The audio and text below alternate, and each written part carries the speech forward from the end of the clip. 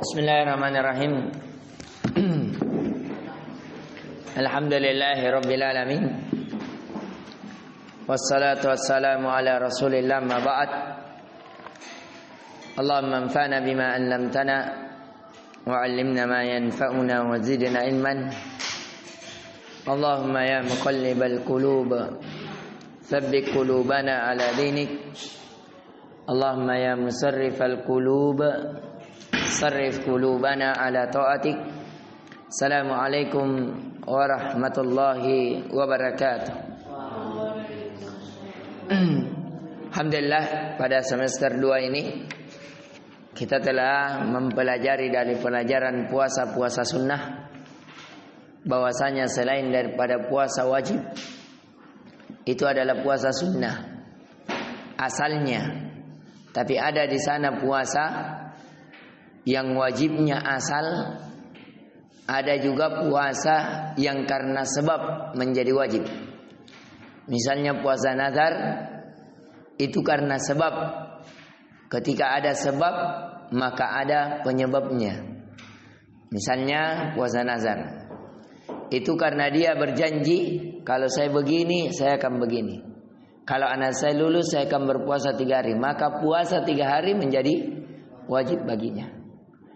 Itu masalah puasa yang wajib. Puasa sunnah alhamdulillah kita sudah jelaskan beberapa jenis-jenis puasa. Ada Senin Kamis, ada Ayyamul Bid 13, 14, 15. Tapi kalau dilakukan di bulan Zulhijjah berpindah ke mana? 14, 15, 16. Kenapa? Karena di tanggal 13 kena hari tasyrik, hari yang dilarang seseorang berpuasa. Di sana boleh juga 3 hari setiap bulan, tidak ada tanggal tertentu, sebagaimana hadis Abu Hurairah. Boleh juga puasa yang paling utama, yaitu puasa Daud, sehari berpuasa, sehari berbuka. Dan kita juga sudah jelaskan masalah i'tikaf, seseorang berdiam diri di masjid. Nanti insyaallah taala semoga disepakati keliburan kita, yang aturan libur kita di tanggal 24, tapi kita percepat di tanggal 20 di akhir Ramadan supaya kita bisa beriktikaf. Nanti kita ajukan iktikaf di JF, ya, bagi yang tidak membantu orang tuanya secara kebutuhan pokok, maka kami mengajak untuk beriktikaf di JF. Itu jauh lebih bagus, ya. Nanti insyaallah taala akan dipertimbangkan oleh kepala sekolah kita dan pihak yayasan. Tapi itu sangat memberikan pendidikan bagus, ya, karena dahulu saya juga sama santri-santri saya itu iktikaf di JF, ya, iktikaf di JF. Dan mereka itu bagian konsumsi, bagi-bagi buka puasa, bagi-bagi kurma, bagi-bagi susu atau teh, dan seterusnya. Dan itu memberikan pendidikan. Kita targetnya 1 hari 1 juz, ya, kalau bisa 3 juz. Jadi sehingga di 10 akhir Ramadan kita menghatamkan Al-Quran. Itu. Kemudian di situ juga kita batasin tidak bisa bawa handphone untuk main game. Bisa bawa handphone kalau untuk menyambung silaturahmi atau silaturahim. Tapi bukan untuk main game, karena seorang iktikaf itu harus fokus pada ibadah kepada Allah. Kemudian di pertemuan setelahnya kita sudah mempelajari masalah keutamaan haji dan umrah. Bahwasanya haji tidak ada balasannya haji yang diterima kecuali surga. Dan umrah, antara satu umrah dengan umrah yang lain itu menjadi penghapus dosa. Dan ini keduanya adalah kewajiban. Menurut sebagian ulama umrah hukumnya wajib sekali, tapi sebagian ulama mengatakan dia sunnah. Yang wajib haji sekali seumur hidup. Bagaimana kalau anak-anak berhaji di masa kecil, maka itu tidak gugur ke kewajibannya. Di masa balik wajib kembali untuk dia berumrah. Dan kemudian kita sudah alhamdulillah mempelajari hukum-hukum haji dan umrah, mikotnya orang Indonesia di mana namanya? Yalamlam. Tempatnya mikot ini untuk apa? memakai pakaian ihram. Dan kita sudah pelajari tentang bagaimana memakai pakaian ihram. Dan kita juga sudah mempelajari tata cara umroh. Umroh itu mudah sekali. Ya, seandainya tidak jauh jaraknya Yalamlam dari Mekah, maka dalam waktu 10 menit 15 menit selesai. Kenapa? Karena seseorang cukup pakaian ihram, masuk ke Mekah, mulai dari Hajar Aswad tawaf 7 kali, kemudian sholat di belakang makam Ibrahim, membaca surah Al-Kafirun dan Al-Ikhlas. Al-Kafirun pada rakaat pertama, Al-Ikhlas pada rakaat kedua. Kemudian setelah itu sa'i. Apa itu sa'i? Ya, berlari-lari kecil dari Safa dan Marwah. Dimulai dari mana? Safa. Apakah 1 kali putaran Safa Marwah baru dihitung 1, atau Safa ke Marwah 1? Safa ke Marwah 1. Ini jangan salah paham. Ya. Dan di Safa menuju Marwah itu dilakukan 7 kali. Safa Marwah 1. Marwah ke Safa 2. Safa ke Marwah 3. Dari Marwah ke Safa 4. 4 Safa ke Marwah lagi 5. Dari Marwah ke Safa 6. Dari Safa ke Marwah 7. Jadi memulai dari Safa, selesainya dari Marwah. Baru keluar. Pintu keluar Marwah, disitulah rumah Khadijah radhiyallahu anha. Namun terakhir kami berangkat, saya berangkat di tahun kemarin kalau tidak salah. Itu rumah Khadijah sudah dipugar, sudah tidak ada biar tiangnya. Tapi masih ada bekas tehel. Jadi tehelnya di sana itu kayak tehel warna aspal, tapi ada keramik yang berbeda. Sebagai tanda bahwa itu pernah ditinggali oleh Rasulullah sallallahu alaihi wasallam. Akan tetapi sekarang dipindahkan ke belakang, jauh ke sana sekitar 1 kilometer. Kenapa? Karena terjadi pelebaran di Masjidil Haram. Ya. Karena di situ sekarang tempat masuknya para jenazah. Dilewati rumah Khadijah radhiyallahu anha. Rumah Khadijah radhiyallahu anha ini sampingnya langsung dengan hotel yang ditempati para pejabat. Berhadapan langsung dengan pintu Nabi sallallahu alaihi wasallam. Jadi di pintu di Masjidil Haram itu banyak. Ya, saya tidak pernah hitung. Kalau Masjidil Nabawi saya pernah hitung. Kalau tidak salah di Masjidil Nabawi 35 pintu. Ya. Kalau di Masjidil Haram itu ada pintu Nabi, ada tertulis kalau dari Hotel Jam belok kanan. Ya. Itu di sampingnya itu yang dibawa terowongan itu ada di situ apa? Hotel khusus para pejabat. Ya, para raja. Orang-orang tamu-tamu undangan dari luar. Itu tinggalnya di situ berhadapan langsung dengan Ka'bah. Kemudian di pertemuan kali ini kita sudah pelajari juga tata cara umroh. Ya. Setelah tadi sudah sa'i kemana?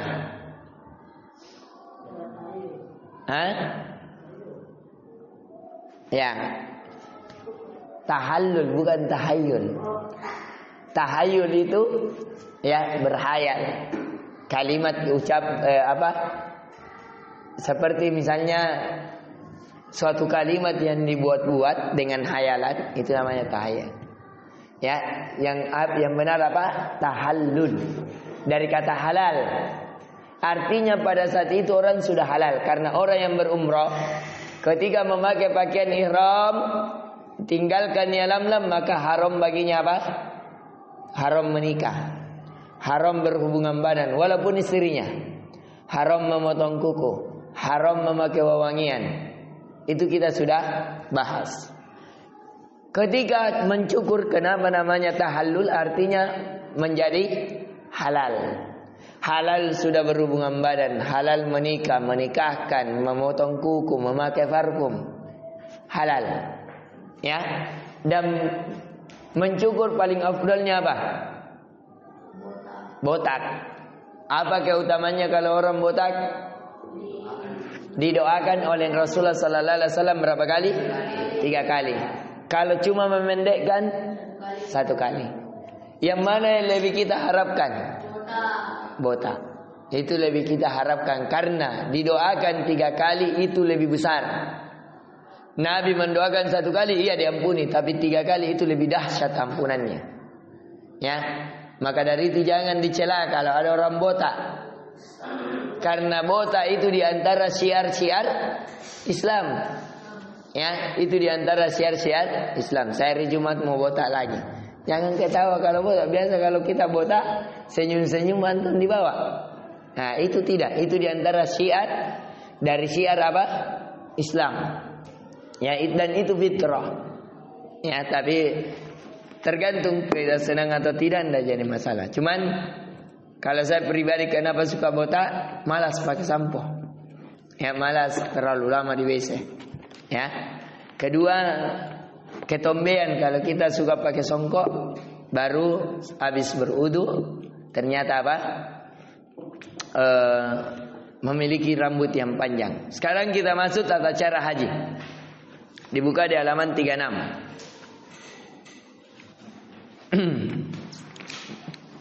Barang siapa yang datang dengan maksud untuk melakukan haji, baik haji tamattu, qiran maupun ifrad, ini kita juga sudah jelaskan bahwa haji itu ada 3 jenis.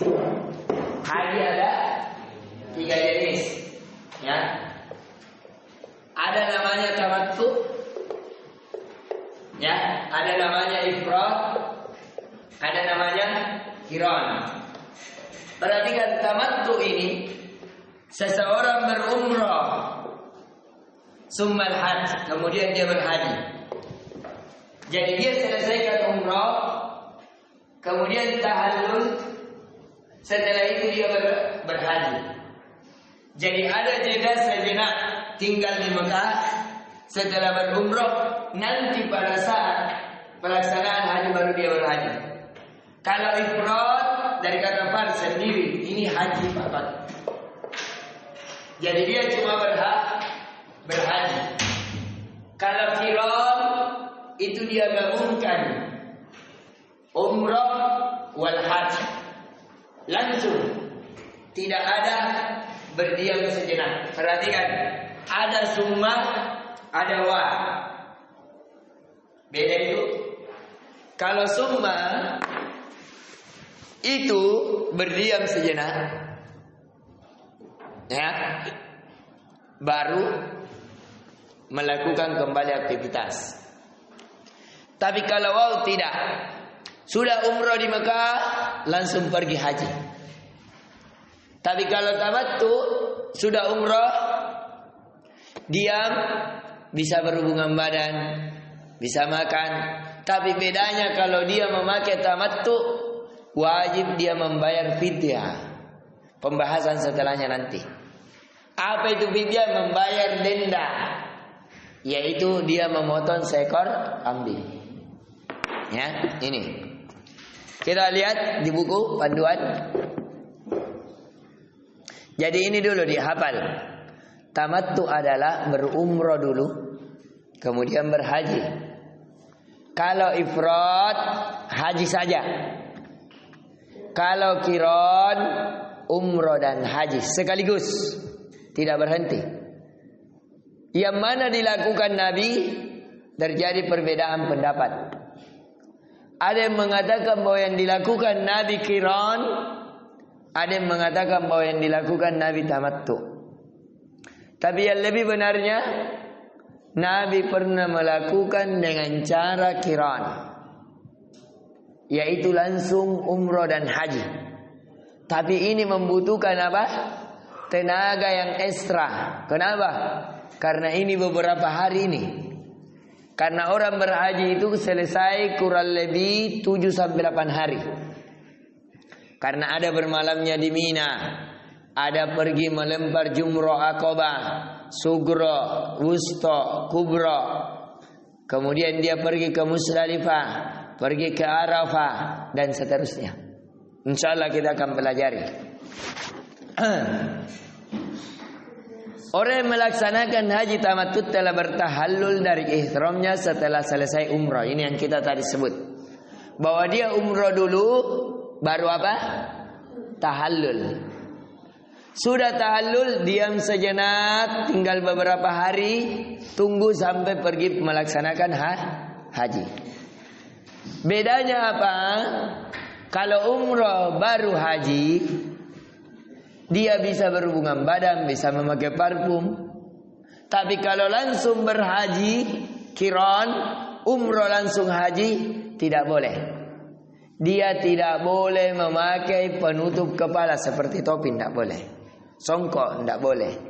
Tidak boleh memotong kuku, tidak boleh memakai parfum, tidak boleh berhubungan badan. Tidak boleh menikahkan, tidak boleh membunuh hewan-hewan yang ada di sekitar, tidak boleh. Ya, berbeda dengan ini. Kalau sudah umroh, halal, sudah tahallul, halal, sudah menikah dan menikahkan dan seterusnya. Adapun yang melaksanakan haji qiran dan ifrad, keduanya tetap dalam keadaan berihram.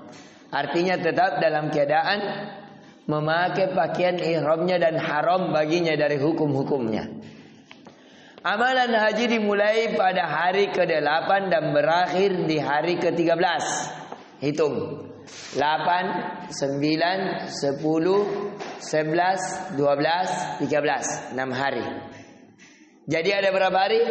6. Ya. Tambah kembalinya 7 sampai 8 hari. Karena seseorang itu ada perjalanannya kembali. Ya, ini minimalnya. Kalau maksimal, kalau tidak singgah-singgah, maka cukup 6 hari. Dan berikutnya ini penjelasan sesuai dengan urutan. Ya. Coba dilihat amalan, nanti kita praktek ini. Ya. Yang dijadikan Ka'bah bangku, atau antum yang bikin, cari dos kulkas, baru antum pokoknya bagaimana caranya bikin supaya kayak Ka'bah. Kasih sarung kah, dibungkus sarung atau bagaimana? Kita di sini praktek, ya.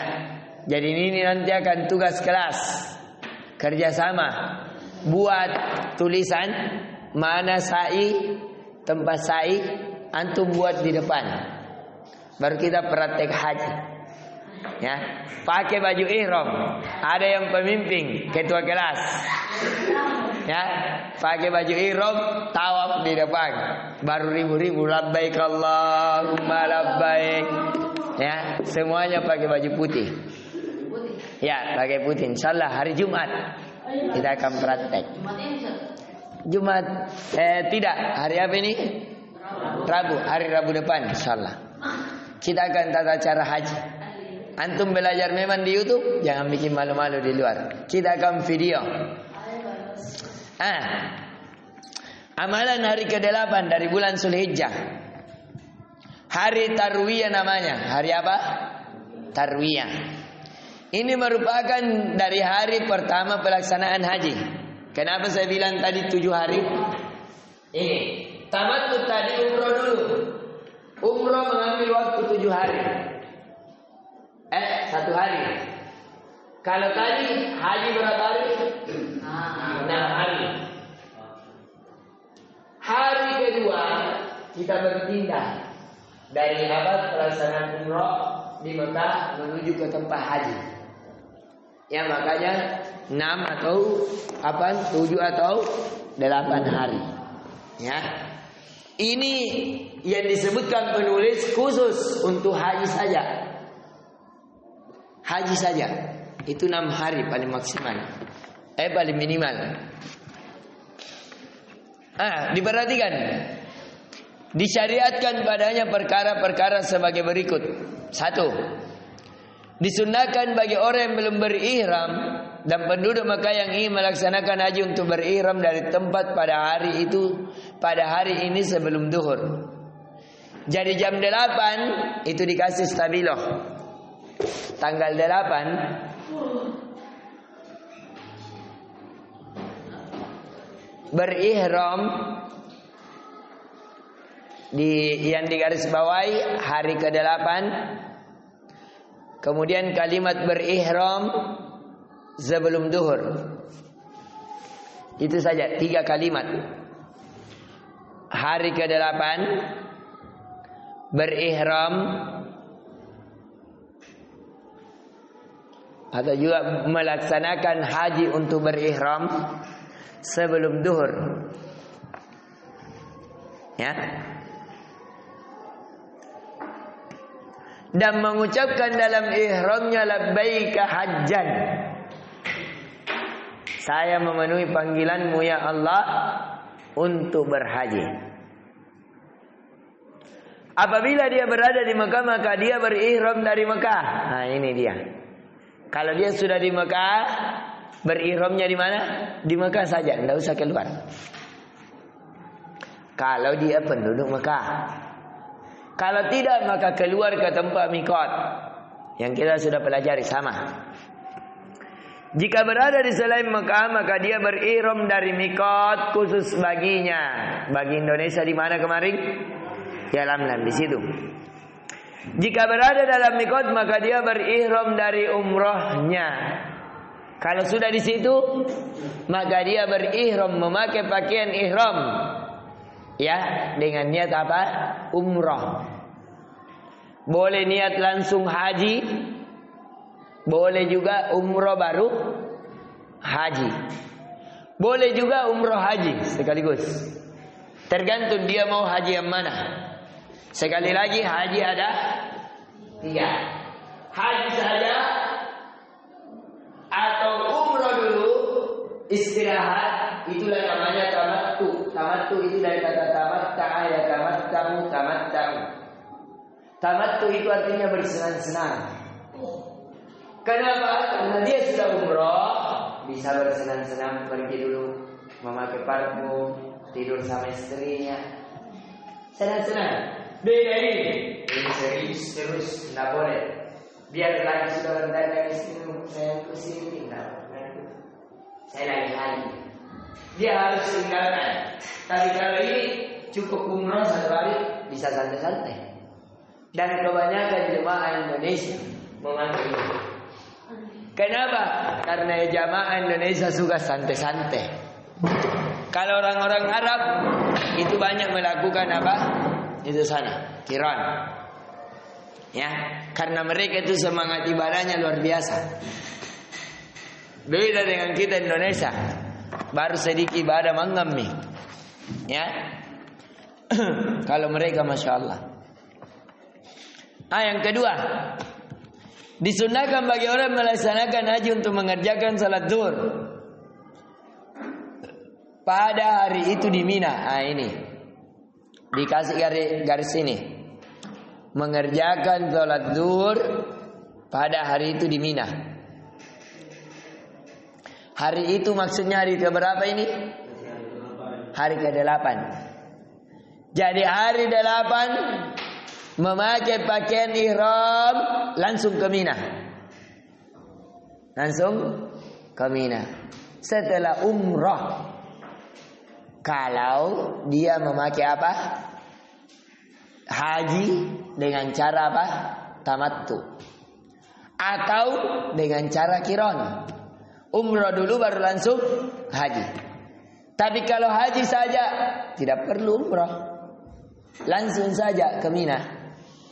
Kalau dia pakai apa? Pakai ifrad.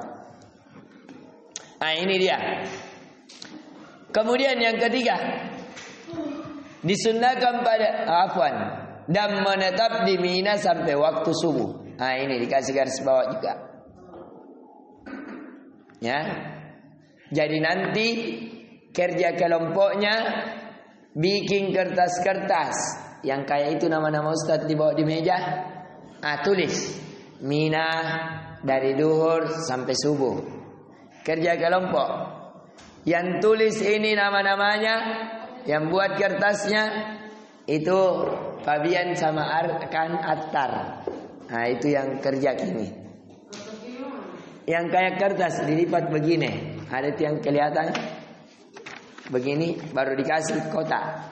Dikasih segitiga saja begini. Tahu? Kayak di meja guru.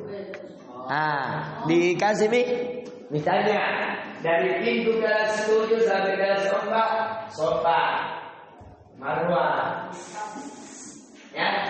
Oh, di sini di kelas 5 Mina. Apa di situ? Di sini. Saya kasih waktu 1 pekan. Ya. Sudah itu baru kita cara makan-makan. Kalau cepat selesai insyaallah.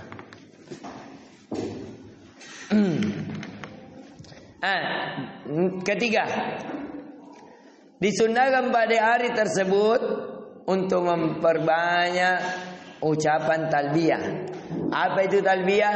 Ucapan labbaik Allahumma labbaik, labbaik la syarika laka labbaik, innal hamda wan ni'mata laka wal mulk la syarika la. Ayo semuanya coba kita. Mana coba dilihat di hafal-hafal. Coba kita lihat.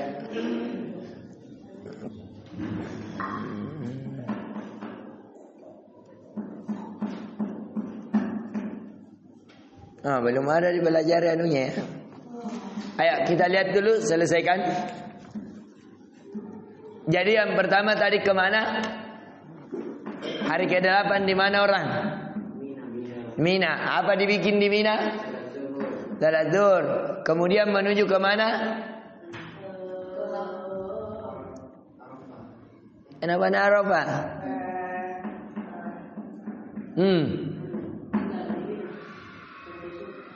Tinggal di Mina sampai subuh. Kemudian disunahkan pada hari tersebut juga memperbanyak apa? Talbiyah. Hari ke-9. Coba dilihat. Hari Arafah. Jadi sampai subuh di Mina, menuju sekarang kemana? Arafah. Arafah ini adalah tempat bertemunya Nabi Adam dan Hawa. Arafah disinilah tempat yang kata Nabi Sallallahu Alaihi Wasallam, al-hajju Arafah. Haji itu hanya karena ada di Arafah. Artinya tidak sah haji seseorang kalau tidak pergi ke Arafah. Biar lagi sudah sekarat. Siapa yang haji kemudian baru di Mina sekarat, dibawa ke rumah sakit, tapi kalau pergi di Arafah wajib dibawa beserta roda-rodana, beserta tempat tidurnya, beserta ambulansnya. Kenapa? Karena orang yang tidak ke Arafah tidak ada hajat baginya. Makanya kalau ke Arafah itu semua ada. Ada orang mau patah leher, ada tongi. Ada yang sudah sekarat nih, ada tongi. Tetap dibawa oleh pemerintah. Kenapa? Karena tidak ada haji kalau tidak ke Arafah. Apabila matahari telah terbit, jadi tadi sampai subuh, matahari sudah terbit, maka disunahkan bagi orang melaksanakan haji untuk menuju Arafah. Perhatikan. Jadi tadi ini satu hari ke-8 di mana? Mina. Salat Zuhur sampai subuh. 9. Dia berada di Arafah. Ya. Begitu ringkasnya. Ini ditulis Adli karena kita nanti sutradaranya. Oh, yang sutradaranya Adli ketuai, sutradaranya Attar. Karena biasa sutradara itu pakai jaket ya. Wakilnya yang bantu-bantu kasih begini Raka. Raka. Raka yang atur, di mana kameranya, di mana yang Nuna, Raka yang atur. Tapi sutradaranya Attar, yang bikin bagaimana filmnya Attar. Tapi yang tempatkan kau di sini, kau di sini, kau di sini. Arkan sama Fabian. Itu kertas-kertasnya. Pokoknya bikin film. Abdul pemain. Jangan pemain Abdul. Ya. Ini. Kemudian kita fokus. Ini di hari ke-9. Disunahkan bagi imam untuk berkhutbah di hadapan para jemaah haji sebelum melakukan salat zuhur. Jadi menunggu di situ sampai zuhur. Disinilah antum lihat bahwa Islam itu semuanya sama. Yang kaya, yang miskin, yang hitam, yang putih, orang Arab, non Arab, semuanya bajunya wajib sama pakaian putih. Ya, luar biasa ini Arafah. Disinilah nuansa haji yang paling luar biasa. Dan Arafah ini kayak bukit, ya, bukit, kemudian lapang sekali.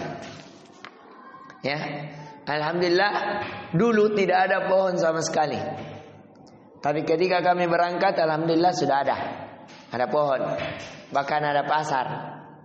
Ya, alhamdulillah saya sempat ke sini, ke Arafah juga, jalan-jalan, pergi lihat tata cara haji. Ya, karena itu kemarin umrohnya masya Allah enak. Ya, sempat jalan-jalan ke Arafah, pergi di kebun kurma, pergi di Gunung Mahnet, pergi naik troll apa itu kan? Yang di Arafah yang gunung ke gunung, apa itu namanya itu? Kemudian diperhatikan juga. Jadi ini sampai zuhur, dengarkan khutbah, mengingatkan manusia tentang pokok-pokok agama dan menegaskan tentang perkara tauhid, mengajarkan kepada mereka hukum-hukum haji, kemudian mengajarkan salat zuhur dan asar dengan jamak takdim. Coba dilihat di Arafah. Di sini apa dia lakukan? Salat zuhur dan asar, ditulisnya D dengan jamak. Artinya dia gabungkan. Pada waktu zuhur dia melakukan tanak salat asar. Jadi salat zuhur dulu 4 rakaat, langsung salat asar lagi 4 rakaat. Bagi yang bermukim. Kalau dia musafir, maka salat zuhur 2 rakaat, salat asar 2 rakaat. Ya, ini.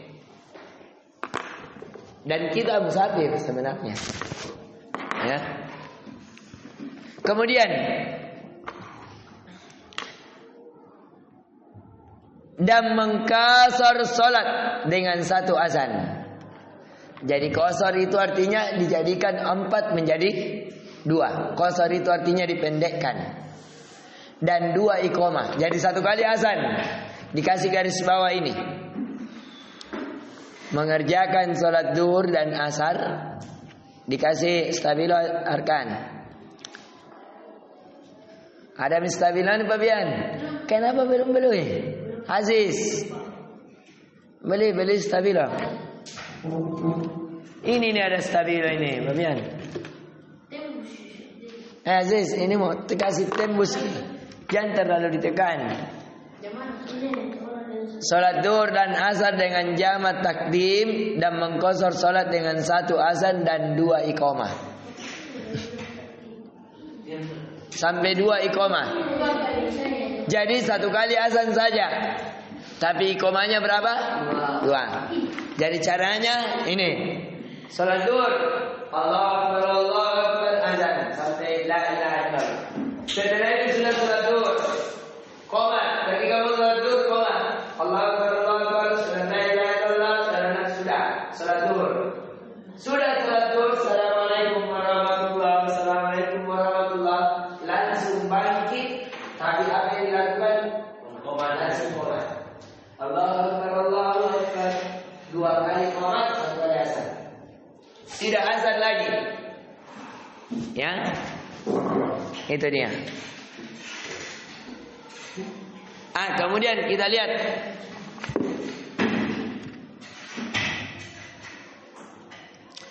hukum-hukum wukuf di Arafah. Pertama, wukuf dimaksudkan di sini adalah keberadaan orang yang melaksanakan haji di Arafah pada hari ke-9 baik dalam keadaan berdiri, duduk, terlentang, berkendaraan atau berjalan dengan kedua kakinya.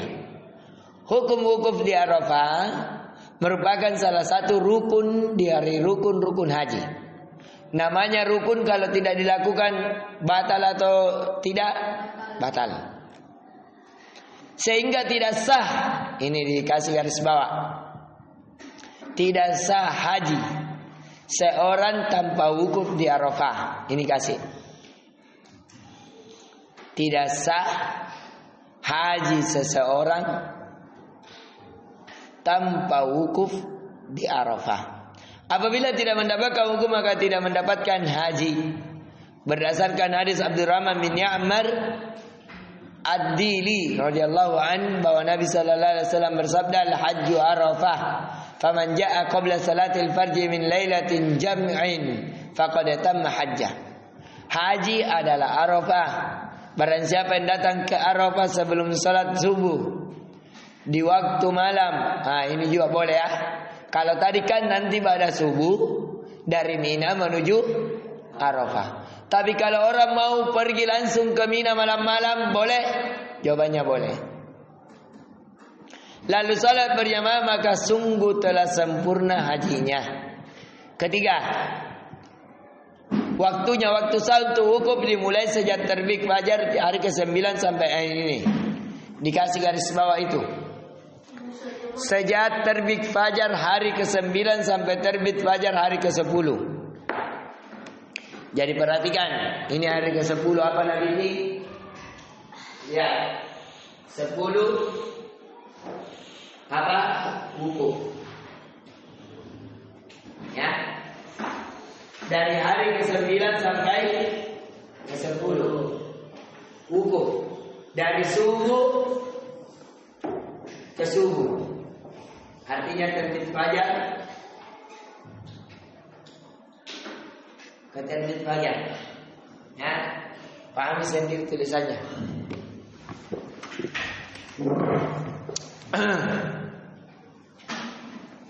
Ini ya.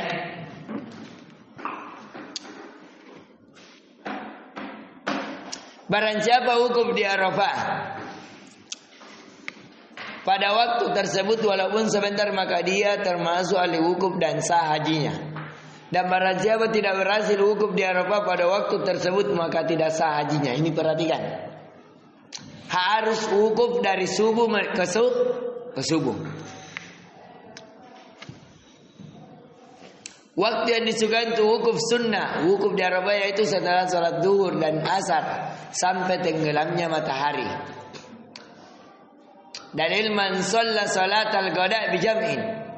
Siapa yang salat di siang hari dengan jamak, artinya salat zuhur dan asar. Wa waqafa ma'ana hatta nafida. Dan dia wukuf bersama kami sampai dia meninggalkannya. Wa qad afada qabla dzalika min arafati lailan aw naharan faqad tamma hajju wa qad tafathu. Dia telah meninggalkan Arafah sebelum itu.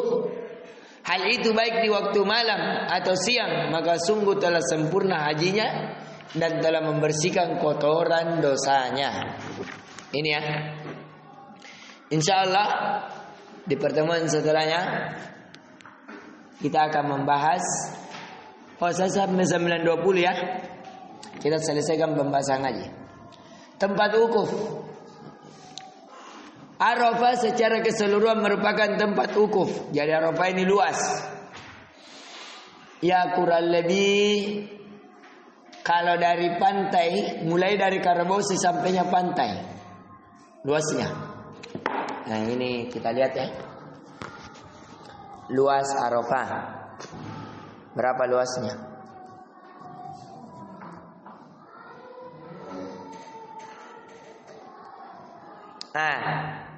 Luasnya Arafah 12 juta meter persegi dan bisa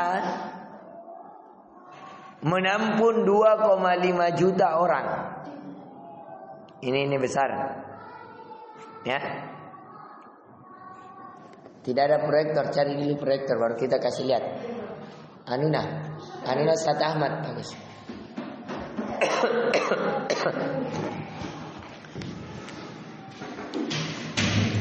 Mana tar?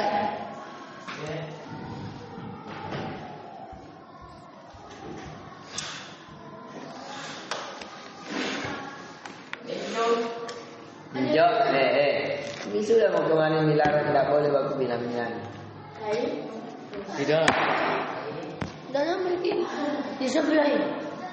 Jadi, ayo fokus ke pembelajaran, di bukunya kembali, dibuka. Jadi tadi alhamdulillah sudah kita lihat bagaimana ya lam. Jadi ya lam ada di dalamnya apa? Masjid. Disitulah orang berganti pakaian untuk memakai pakaian ihram. Kemudian juga kita sudah lihat Arafah, bahwa dia suatu tempat yang pada luas, tapi di tengahnya ada apa? Bukit. Seseorang di dalamnya wajib, entah dia dalam keadaan berbaring, berdiri, duduk, ya, yang jelas harus di dalam batasan Arafah. Ya, dia melakukan ibadah. Boleh. Tapi selayaknya orang fokus untuk beribadah, memperbanyak talbiyah. Apa itu talbiyah? Ya, ucapan seseorang labbaik Allahumma labbaik, labbaik la syarika laka labbaik, innal hamda wan ni'mata laka wal mulk la syarika lah. Ini nanti dihafal. Semuanya cari, tanya Syekh Google, ya. Baru nanti dihafal. Pekan depan kita akan melaksanakan pelaksanaan haji, ya, akan dilakukan oleh kelas 8. Kemudian coba lihat, waqaftu hauna wa arafatun kulla mauqifun. Saya wukuf di sini dan Arafah secara keseluruhannya merupakan tempat wukuf. Itu tadi yang bisa menampung 2,5 juta orang dimanapun, mau sudut sana, di atas, di bawah, di belakang. Kalau di bawah bisa bukan di bukit Tidak apa-apa. Karena batasannya nanti ada kayak jalanan tol, ada tertulis batas Arafah, terkeliling. Dan tidak sah wukuf di lembah sebelum Arafah. Ini. Perhatikan. Jadi sebelum Arafah ada lembah, karena di Mekah itu banyak sekali gunung-gunung, banyak lembah-lembah.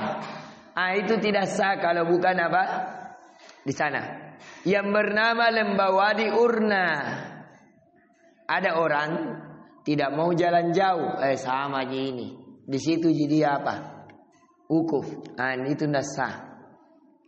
Dan sekarang negara telah membuat, semoga Allah Ta'ala memberi taufik atasnya, tanda-tanda yang baru dan besar, serta sangat jelas yang menerangkan batas-batas Arafah dari seluruh penjuru. Jadi ada bagian timur, selatan, utara, barat, ada besar. Kayak papan namanya Amcis di bawah. Tertulis, ya, bahasa Indonesia, bahasa Inggris, sama bahasa Arab. Kemudian yang kelima, amalan-amalan yang disyariatkan ketika wukuf. 1. Disukai bagi orang melaksanakan haji untuk mengerjakan sholat Duhur dan Asar pada hari itu dengan jamak qasar. 2. Disyariatkan untuk melaksanakan haji pada hari itu untuk menghadap kiblat, memperbanyak dan bersungguh-sungguh dalam berdoa. Jadi ini, ayo dikasih garis bawah. Memperbanyak berdoa. Itu juga diantara memperbanyak doa.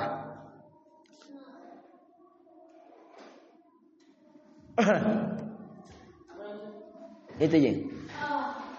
Menampakkan ketundukan, kerendahan dan kelemahan serta kefakiran di hadapan Allah.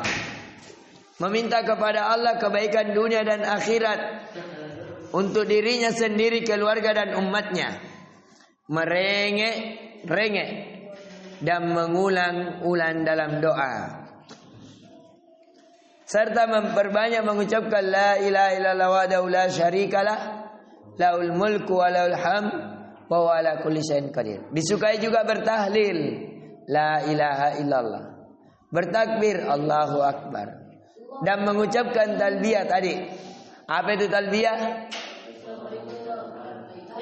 Labbaik Allahumma labbaik. Ya. Karena Nabi sallallahu alaihi wasallam terus bertalbiyah sampai melempar jumrah Aqabah. Nanti akan ada tata caranya. Yang dilempar adalah setan. Itu kisah Nabi Ibrahim. Ketika Nabi Ibrahim ingin menyembelih Nabi Ismail, kemudian muncul setan, maka Nabi Ibrahim melemparkan batu kepadanya. Ya, maka itulah menjadi syariat apa? Melempar jumrah, melempar batu 7 biji. Dan ada 3 jumrah. Jumrah Aqabah Sugra, Wusta, dan Kubra. Berdekatan. Ada di situ tempat-tempatnya. Itu yang dilempar. Arahnya ada. Nanti kita lihat. Kemudian orang yang melaksanakan haji terus berzikir dan berdoa sampai tenggelam matahari. Dan hendaknya bersemangat untuk berdoa dengan doa-doa yang diajarkan oleh Rasul sallallahu alaihi wasallam yang mencakup semua kebutuhan. Keenam, keutamaan hari Arafah. Ya. An Jabir radhiyallahu an qala Rasul sallallahu alaihi wasallam, "Ma min yaumin afdal indallahi min yaumi Arafah." Tidak ada suatu hari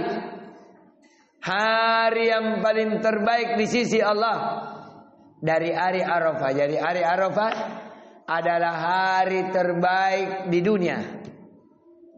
Yanzilullahu ila sama'id dunya, yang Allah turunkan di langit dan di dunia.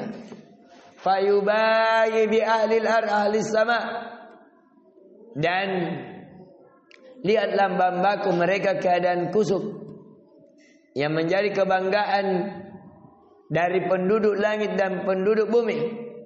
Fayaqul, dan Allah berkata, unzuru ila ibadi syu'san gubran dahina ja'u min kulli fajjin amik. Kemudian Allah bangga, lihatlah hamba-hambaku mereka dalam keadaan kusuk, pakaiannya lesuh, berdebu, serta terpanggang matahari. Ini Allah bangga. Coba lihat tadi, ada tenda-tenda tadi? Tidak ada. Oh, padang pasir menjadikan baju-baju berdebu? Tidak. Menjadikan berdebu. Allah bangga, lihat hamba-hambaku mereka dalam keadaan kusuk, pakaiannya jauh jalan. Kemudian apa lagi? Mereka berdebu karena aku. Mereka terpanggang matahari rela untuk beribadah kepadaku. Mereka datang dari berbagai penjuru yang jauh untuk mengharapkan rahmatku, dan mereka tidak melihat azabku. Yarjuna rahmati walam yarau azabi, falam yarau yawma aktsara itqan minan nari min yaumi Arafah. Dan kata Nabi, saya tidak melihat dari hari yang banyak penduduk neraka dibebaskan darinya selain di hari Arafah. Jadi hari orang muslim dimasukkan ke dalam neraka, disiksa dalam neraka, tapi mereka banyak dimerdekakan, dan yang paling banyak adalah di hari Arafah. Bayangkan, perhatikan bagaimana dampak kebaikan di dunia sampai ke langit. Permohonan ampun, banyaknya berzikir penduduk bumi, memberikan kesejahteraan penduduk apa? Langit. Ya. Yang kedua, An Aisyah radhiyallahu anha anna Rasulullah sallallahu alaihi wasallam qala, "Ma min yawmin akthar min ayatika Allahu fihi abadan minan nar min yaumi Arafah." Tidak ada hari yang lebih banyak Allah membebaskan hamba-hambanya dari neraka dari hari Arafah. Wa innahu la yadanu thumma yubahi bihim al malaikata fayaqul ma arada haula. Tidak ada suatu hari yang banyak membebaskan hamba dari api neraka kecuali hari Arafah. Allah mendekat kepada mereka kemudian membanggakan mereka di hadapan para malaikat dengan berkata, apa yang dikehendaki oleh mereka. Ya ini. Kemudian amalan di tanggal 10. Ini lihat. Tadi sudah wukuf sampai tanggal 10. Setelah wukuf ini kan tanggal 10 ini subuh. Setelah ini apa yang dia lakukan? Coba lihat. Malamnya ini kan subuh di sini. Jadi pagi apa yang dia bikin? Berwukuf. Apa lagi? Amalan-amalannya apa? Tasbih, takbir, tahlil. Apa lagi? Talbiyah. Ini yang diamalkan paginya. Sampai kapan? Sampai sore. Sampai sore. Tanggal 10-nya perhatikan.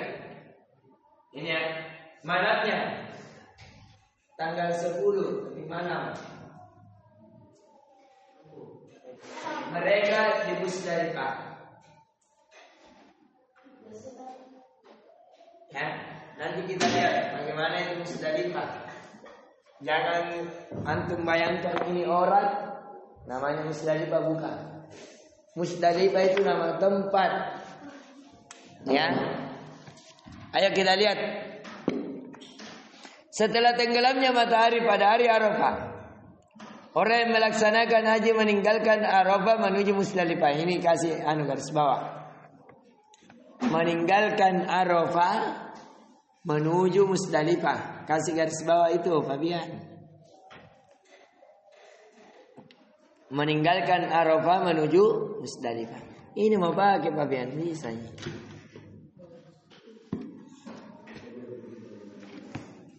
Kemudian dan tidak boleh, ini juga dikasih garis bawah. Dan tidak boleh meninggalkan Arafah sebelum tenggelamnya matahari bagi yang melakukan wukuf di siang hari. Barang siapa yang melakukan hal tersebut, maka wajib baginya untuk kembali ke Arafah untuk melakukan wukuf di malam hari meskipun sebentar. Satu, disunahkan bagi orang melaksanakan haji ketika meninggalkan Arafah dengan mengucapkan talbiyah dan senantiasa mengingat Allah. Kemudian juga berjalan dengan tenang dan wibawa. Sesampai di Musdalifah hendaknya segera mengerjakan salat maghrib dan isya. Ini. Jadi di Musdalifah apa yang dia lakukan? Salat maghrib dan isya. Jamak. Apa? Jamak juga. Berarti salat maghrib 3 rakaat, salat isya 2 rakaat. Ya. Ditulis satu. Dikasih garis bawah itu. Dikasih stabilo.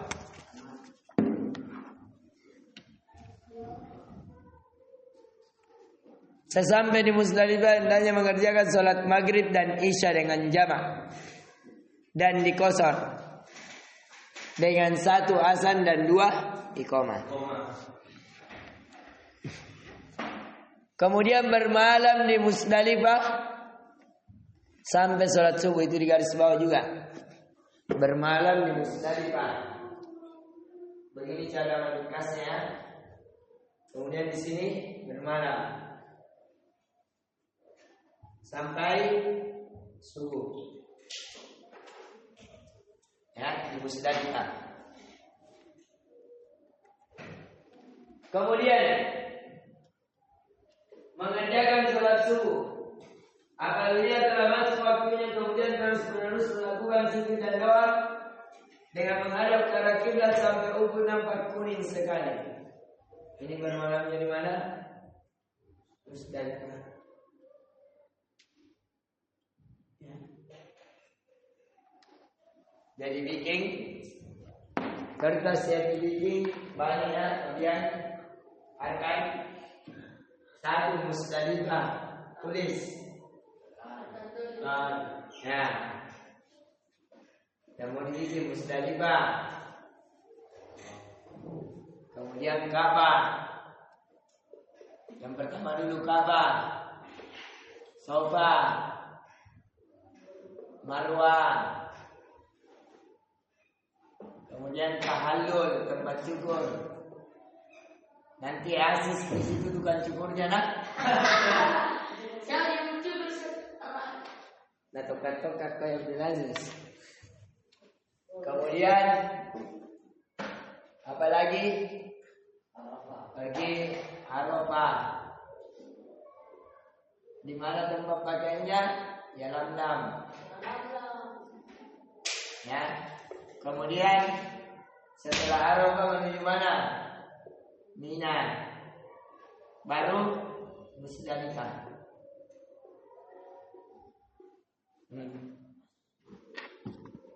Kertas asal anak saya. Nah, ini kerja kelompok, semuanya bekerja ya. Semuanya tolong menolong.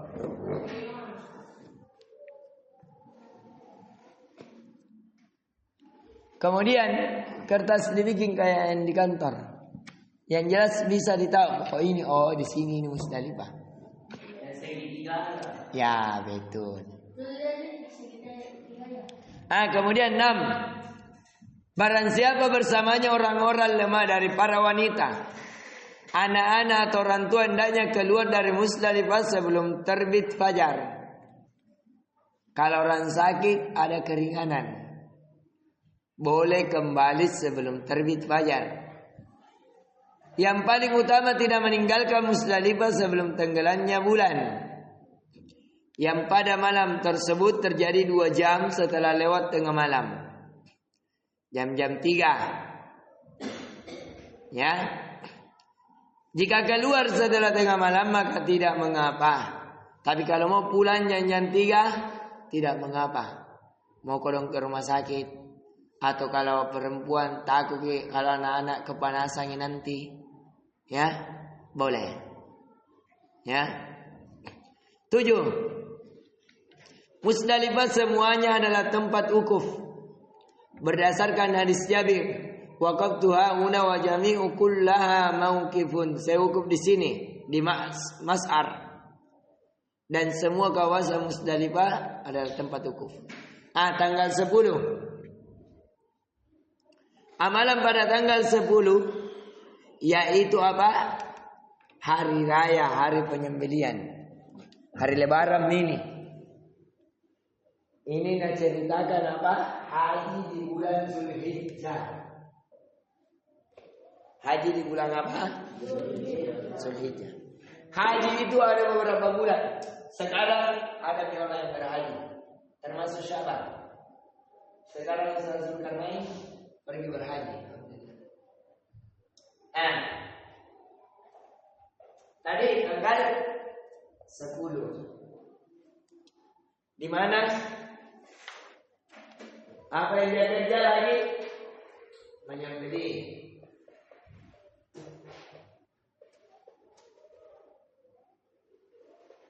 Menyembeli. Ya.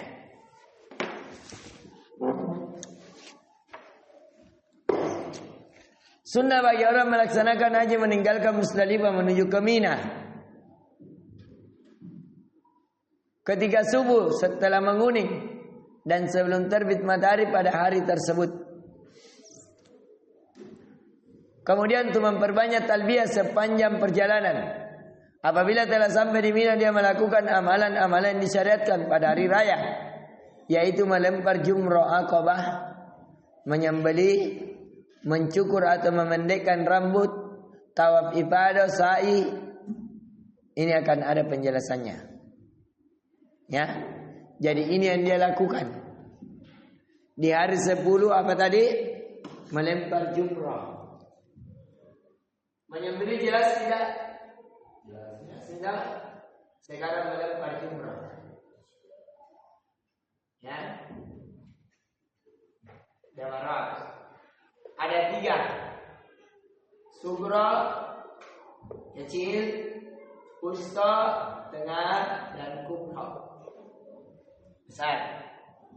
Jadi berapa batu ini dalam lembar? 7 batu. Tulis atlet. Jadi nanti kumpulkan 21 batu. Batu kerikil lah, jangan ke batu gunung bawa.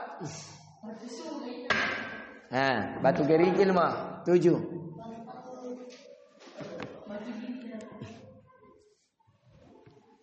Kemudian dilihat mencukur atau memendekkan jelas. Tawaf ifadah, tawaf meninggalkan. Kemudian sa'i jelas juga lari-lari. Coba lihat melempar jumrah. Merupakan amalan pertama pada hari raya. Apabila telah sampai di Mina, orang yang melaksanakan haji menuju jumrah Aqabah yang disebut jumrah yang paling besar. Jadi jumrah yang besar namanya jumrah apa? Aqabah. Ini. Kemudian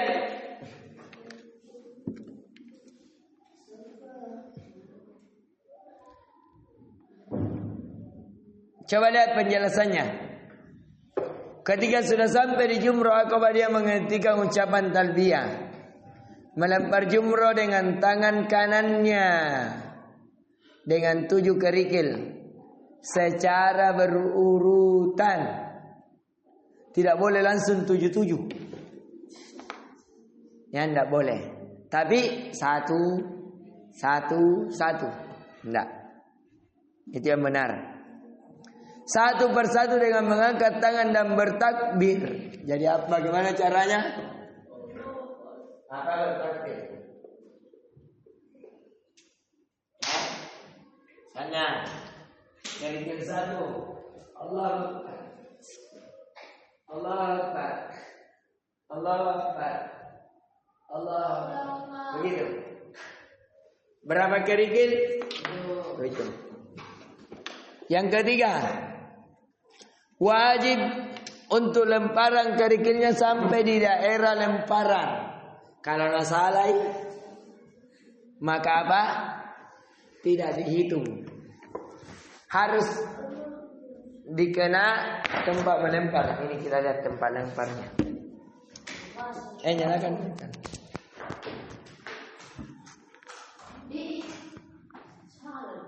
Lihat tempat melemparnya ya. Kalau tidak nyala.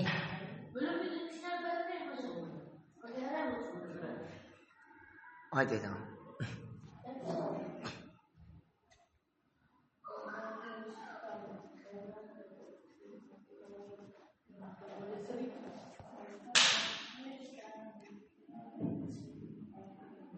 Nah, ini dia.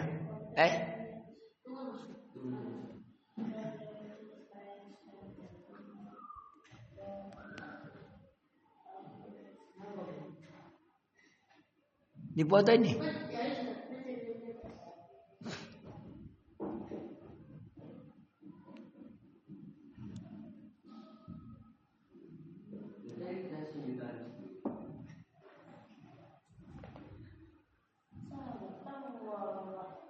Kukira siya di dalam Ustaz.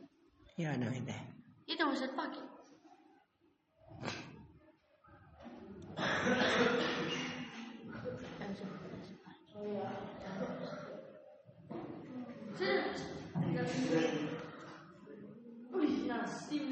Nah, ini dia modelnya. Jadi jumrah Aqabah itu begini. Ini. Videonya bagus.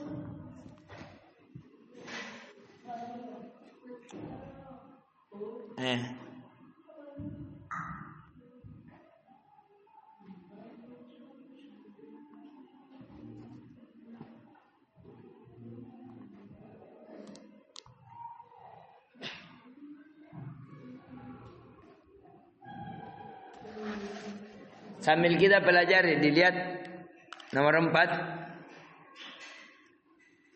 Ya. Wajib untuk lemparan kali kirinya sampai di daerah lemparan yang dikhususkan untuk melempar dan tidak dimaksudkan sekadar melempar tembok. Tapi diniatkan untuk melempar apa? Ini perjalanannya.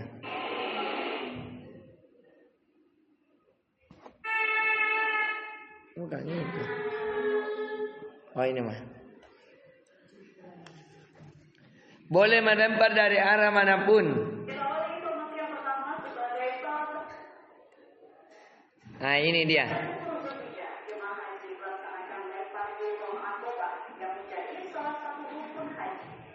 Masing-masing jemaah haji sudah membawa 7 butir batu kerikil yang telah diambil dari Musdalifah.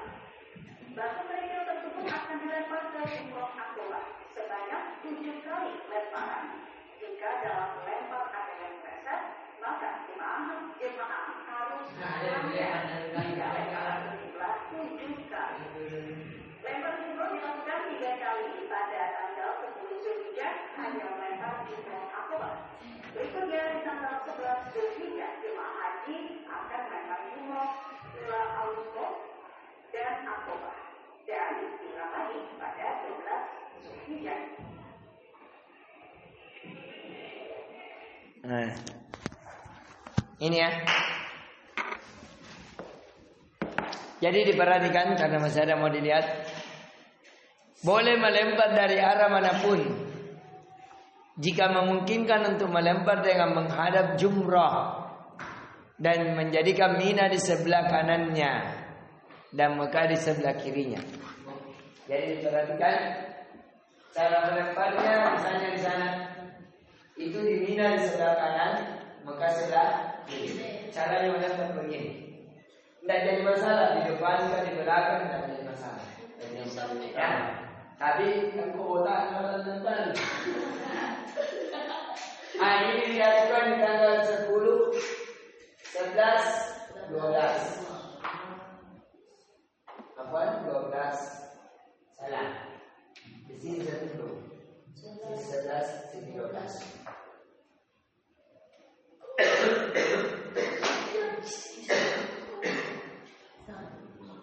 Ini ya. Insyaallah di pertemuan sebenarnya kita akan sempurnakan pembahasannya insyaallah. Karena masih panjang ya. Sebenarnya karena menyantik sudah dan astagfirullah. Pekan depan ingat itu sudah ada geladi bersihnya. Nyalakan yang lapor. Sudah ada bahan. Insyaallah prakteknya pekan depan lagi.